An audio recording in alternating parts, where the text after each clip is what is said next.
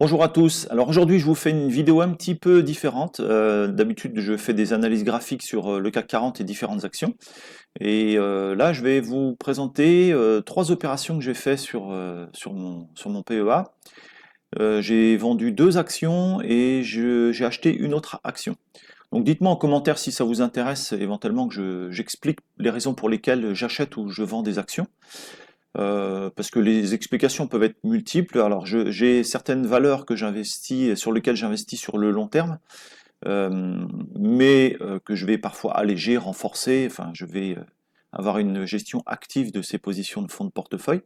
Et puis, il y a certaines actions, des fois, que je prends par simple opportunité sur du court moyen terme. Et donc là, ce que je vais vous présenter, eh bien, ça va être une première action que j'avais en fonds de portefeuille. Et puis deux actions, donc une action que j'ai vendue, que j'avais pris en swing trading, dans laquelle j'avais expliqué un petit peu dans une précédente vidéo. D'ailleurs, que je faisais du swing trading sur cette action. Et une troisième action que je viens d'acheter, pareil, tout simplement sur une configuration graphique. Donc là, c'est pareil, ça va être une action que je vais garder relativement peu de temps. Après, quand je la vendrai, ça c'est le marché qui décidera. Je ne sais jamais exactement quand je vais la vendre. Donc bien entendu, tout ce que je vous présente, ce n'est pas des conseils en investissement. Chacun fait bien ce qu'il veut avec son argent.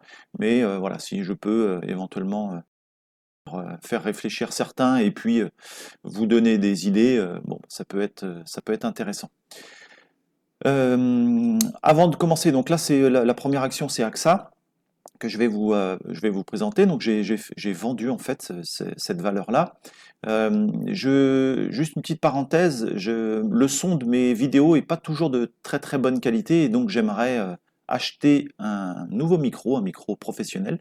Et puis bah, si vous voulez m'aider dans l'achat de ce micro, bah, vous pouvez participer. J'ai ouvert un compte Tipeee.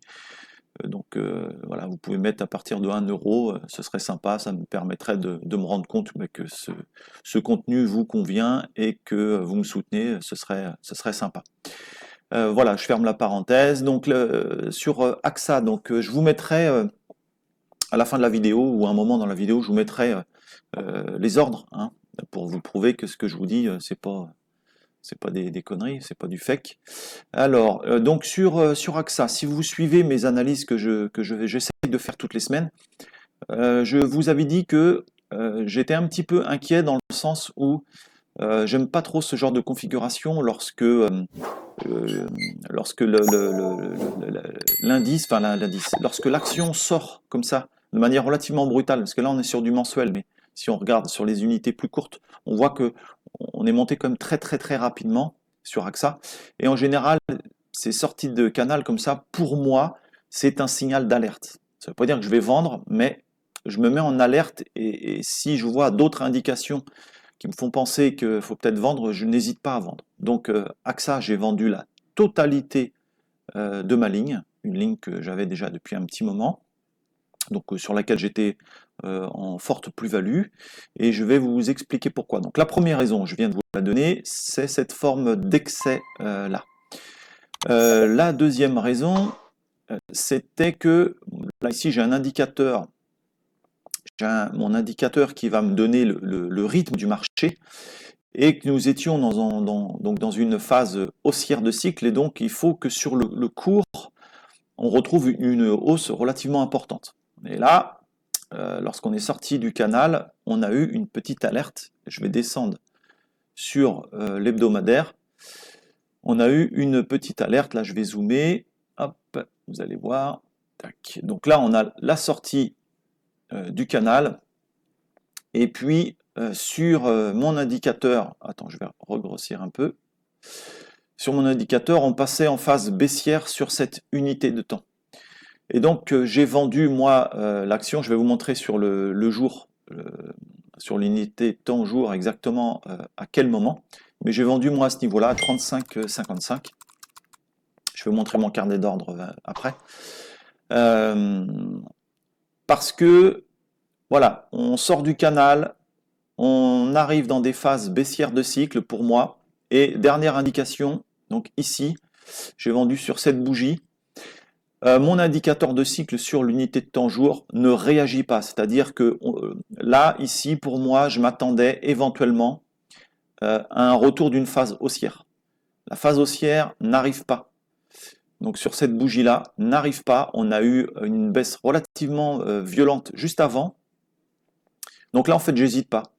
Voilà, j'essaye de rester le plus méthodique possible. Voilà, si l'action monte, bah, tant pis pour moi, c'est pas grave. J'aurais pris mon bénéfice déjà.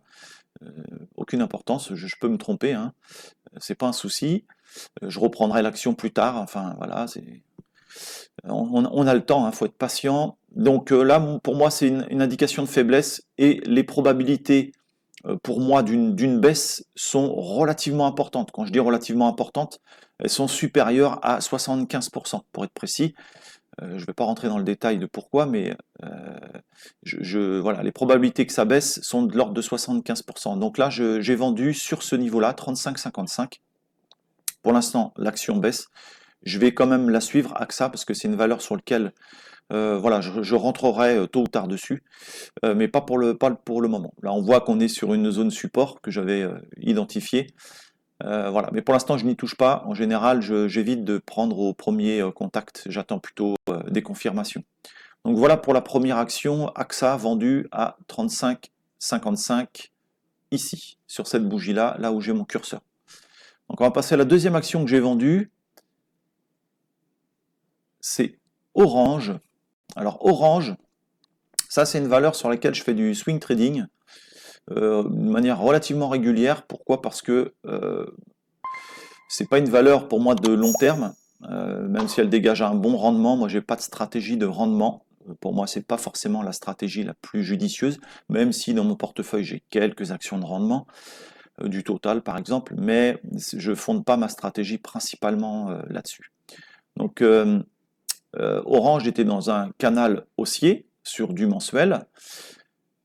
Et sur de l'hebdomadaire, on était, alors non, c'était sur le journalier, pardon, hop, sur le journalier, voilà, je vous avais, ça c'est pareil, c'est un graphique que j'avais présenté dans une précédente vidéo, vous pouvez la retrouver hein, si vous regardez sur ma chaîne, où je vous avais dit que voilà, ça c'était un niveau sur lequel j'étais rentré sur Orange, donc je suis rentré en 2 ou 3 fois, je sais plus, en plusieurs fois en tout cas, ça c'est sûr, je suis rentré en deux ou 3 fois dans cette zone-là, et j'avais allégé une première fois par ici, je crois. Et j'avais allégé une deuxième fois en haut, autour des 10,80 en haut de cette zone-là. Et j'avais gardé un dernier tiers, hein, ça je l'avais expliqué dans une vidéo, j'avais gardé un dernier tiers au cas où, si l'action poursuivait son chemin. Voilà, comme j'avais déjà encaissé de la plus-value, je pouvais éventuellement me permettre de la conserver. Mais honnêtement, j'avais pas forcément beaucoup de conviction sur cette valeur. Et donc je vais vous expliquer pourquoi j'ai vendu Orange. Donc on va retourner sur l'hebdomadaire. Hop, sur l'hebdomadaire, première alerte. Donc déjà mes cycles, là on arrivait sur une phase baissière. Ici la bougie hebdomadaire de la semaine du 16 septembre. Voilà, bougie d'hésitation. Donc bougie d'hésitation sur une valeur qui est faible. Regardez ce que ça fait en général. Vous voyez, vous en avez ici une, ici vous en avez une. Donc en général, derrière, on a une baisse de l'action. Donc comme je sais que Orange, c'est une action qui est relativement faible, en plus là avec les histoires politiques et l'envie de l'État de taxer certaines sociétés dont il est actionnaire notamment, hein, il cherche à remplumer un petit peu ses comptes. Donc voilà, ça c'est des petits paramètres forcément qui rentrent un petit peu en ligne de compte. Donc cette bougie-là me fait dire, bah, Sébastien, sors de Orange, essaye de sortir proprement. Alors, ça n'a pas été forcément évident sur cette action, puisque l'action a baissé relativement vite. Donc, j'ai pas réussi, j'avais mis des ordres limites le 24 septembre, je crois, de mémoire. Mais j'ai pas réussi à sortir, j'ai pas été exécuté. En fait, j'étais un peu trop gourmand. Donc, bah, je me suis dit, c'est pas très grave. tu te mets une limite autour des 62, c'est-à-dire le bas en fait de cette ex-zone de résistance. Je me suis dit, si on repasse sous ce niveau-là, pose-toi pas de questions. La phase haussière de cycle en journalier ne réagit pas, donc tu sors. Voilà, tu sors parce que c'est pas une valeur que tu aimes. Donc là, je suis sorti. Vous voyez qu'on est revenu très très rapidement et pas très très loin de cette zone-là. Donc peut-être que je re-rentrerai en swing dans les prochains jours ou prochaines semaines. Ça va dépendre aussi du comportement du CAC 40. Puisque, petite parenthèse, je fais toujours une analyse du CAC 40 pour ensuite investir sur les actions. Si le CAC 40 passe dans des phases baissières, Orange, c'est typiquement le genre d'action où je ne ferai plus de swing trading. C'est une valeur qui est beaucoup trop faible.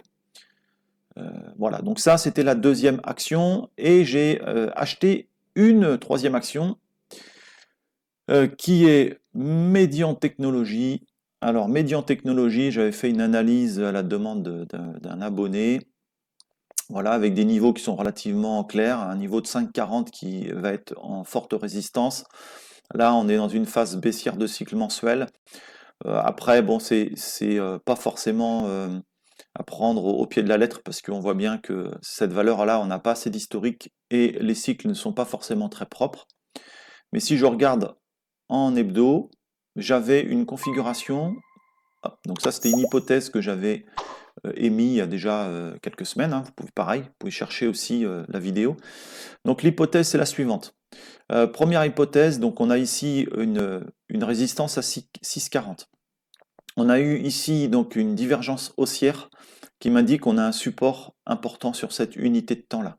On a eu ensuite une forte impulsion, un retracement relativement important. Ici on a une zone support qui est autour des 4 euros, entre 3,60 € et 3,98 € ou 4 euros quoi. Donc entre 3,60 et 4 euros, on a une bonne zone support. Avec ici, pour moi, la fin d'une phase baissière, c'est-à-dire que ce mouvement-là correspond bien à une phase baissière de cycle. Donc pour moi, c'est tout à fait logique dans le rythme du marché. Et donc j'avais émis l'hypothèse d'un début de phase haussière de cycle. Alors sur cette bougie-là, vous voyez que pour l'instant, ce n'est pas le cas. Hein, c'est pas une science exacte. Des fois, il faut savoir être patient. Et moi, je sais être très patient. Donc ça, c'était l'hypothèse initiale. C'est pour ça que je la laisse, hein, par honnêteté. Mais je sens là, depuis 2 semaines, que on a envie de faire un début de phase haussière. Donc le risque pour moi que les cours baissent ici fortement, le risque est relativement faible. Il n'est pas à zéro, mais il est relativement faible. De l'ordre d'une vingtaine de pourcents. Voilà. J'ai 80% statistiquement de chances que le marché se stabilise sur ce niveau-là ou reparte à la hausse. D'accord? Avec une première résistance à 6,40. Si je regarde sur le jour, et puis après je vais vous dire où est-ce que j'ai acheté, quand j'ai acheté, hop. Donc ici sur le jour, on voit bien qu'on est vraiment dans une tergiversation, on est à la limite, c'est-à-dire que si on casse ces niveaux-là, c'est pas forcément très engageant pour la poursuite. Donc moi j'aime bien ces configurations-là, pourquoi? Parce que le risque est limité, puisque lorsqu'on fait de l'investissement, notamment en swing trading, il est très important de gérer son risque. Donc là je sais qu'en achetant, donc moi j'ai acheté à 3, je vais vous mettre le ticket d'ordre, je crois que c'est 3,98 il me semble, ou 3,97 ou 3,98 par là, donc légèrement en dessous du niveau actuel, là on est à 4,03, donc j'ai dû acheter sur la mèche là, le bas de la mèche là. D'ailleurs, j'aurais dû le mettre. Bon, c'est pas très grave. Enfin bref, vous voyez, ici, j'ai acheté sur le bas de la mèche, en fait, vraiment sur cette zone de support. Donc, moi, mon idée, c'est quoi? C'est, je me base sur l'hebdo, je remets l'hebdo. Donc, je me base sur de l'hebdo, je me base sur cette configuration graphique, avec cette hypothèse-là de hausse. Donc, il faudra voir ici à 6,40 si j'allège ma position, si je la vends ou si je conserve. Ça, on verra ça si on y va.